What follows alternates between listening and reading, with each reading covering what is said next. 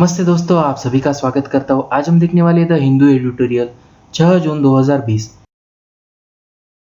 अगर आप हमारे यूट्यूब चैनल पर पहली बार हैं तो सब्सक्राइब कीजिए दोस्तों इस वीडियो लेक्चर में आज हम दो महत्वपूर्ण जो एडिटोरियल है उसके बारे में जानकारी लेने वाले हैं। एक शोध पत्र को वापस लेने पर एक प्रकाश चमका है उसके बारे में, और दूसरा जो है फार्मूला 1 के पुनरुद्धार पर जीत का फार्मूला चयन किया गया है उसके बारे में। दोस्तों चलो तो शुरू करते हैं। पहला और अहम एडिटोरियल जो है वो एक शोध पत्र को वापस लेने पर प्रकाश जो चमका है उसके बारे में। जो वैज्ञानिक प्रक्रिया है उसको शक्ति और धन चाहने वालों से सभी से बचाना चाहिए। 2 हफ्ते पहले ही द लेसेंट में एक अध्ययन जो शायद दुनिया में सबसे प्रभावशाली चिकित्सा पत्रिका है को बीमार कोविड-19 रोगियों के इलाज के लिए एक प्रसिद्ध एंटीमिराइडल के हाइड्रोक्सीक्लोरिन यानी HCQ के उपयोग से कोई लाभ नहीं मिला। आज वह अध्ययन पीछे हट गया है। दोस्तों आप सभी को मालूम है कि कोविड-19 का जो दौर चालू है उसके बारे में बहुत सी आशंकाएं आ रही है, जैसे कि 6 महाद्वीपों में 671 हॉस्पिटल जो है लगभग 96,000 रोगियों के विशाल डेटा सेट पर भरोसा किया था। विश्व स्वास्थ्य संगठन ने कोई नुकसान नहीं सिद्धांत का हवाला देते हुए एक सुरक्षा समीक्षा लंबित दावा परीक्षणों को निलंबित कर दिया है। इसके चलते यूरोप के कुछ देशों ने अपने परीक्षण से दावा को वापस ले लिया है। इसी तरह के कुछ लेखकों को शामिल करते हुए एक अन्य अध्ययन को और the new England journal of medicine में प्रकाशित हुए ही डेटा पर भरोसा किया गया है, जिसमें हृदय रोग, कोविड-19 और दवाओं के बीच संघों पर सवाल के जवाब देने की कोशिश भी की गई है, जो उन इंजामों को लक्षित करते हैं जो सुगम बनाने में भूमिका निभाते हुए एक मेजबान पर हमला करने में कोरोना वायरस पीछे हटा दिया गया है। लिसेंट अध्ययन ने वैज्ञानिकों से एक प्रतिक्रिया की शुरुआत की है जिन्होंने कार्यप्रणाली और अधिक महत्वपूर्ण बात यानी डेटा सेट के साथ ही समस्याएं भी पाई है। दोस्तों यह सामने आया है कि ऑस्ट्रेलिया में इस बीमारी के लिए मृत्यु दर देश के अपने अनुमान से मेल नहीं खाता। रोगी के रिकॉर्ड और अस्पतालों को उसने अलग करने का कोई तरीका नहीं है, और वहां तैनात आंकड़ों के दवा और संभावित जोखिम के बारे में जो निष्कर्ष 7 समस्याएं हैं उसकी है।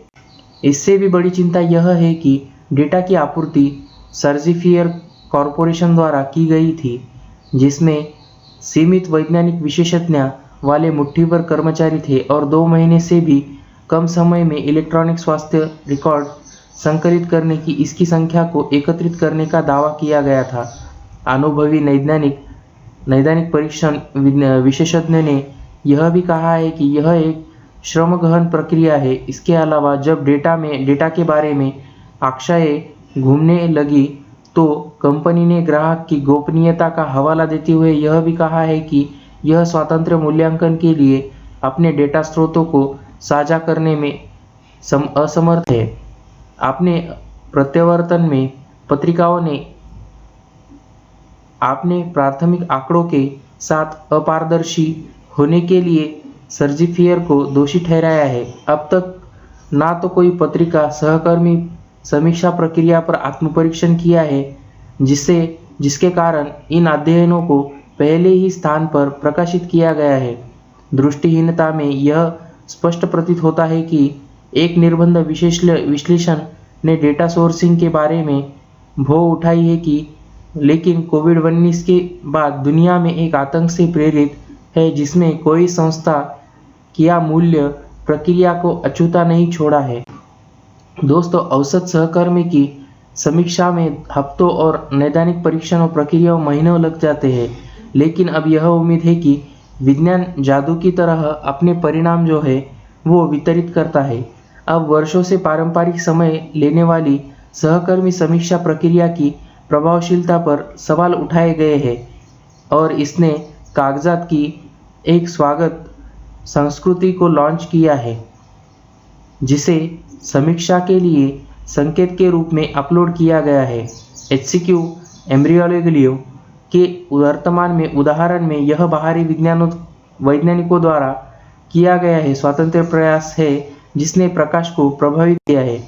मुख्य सबक यह है दोस्तों कि वैज्ञानिक प्रक्रिया को एक शक्ति विशेषाधिकार वित्त और राजनीति के प्रभाव से तलाक के रूप में संग्रहण करना एक है।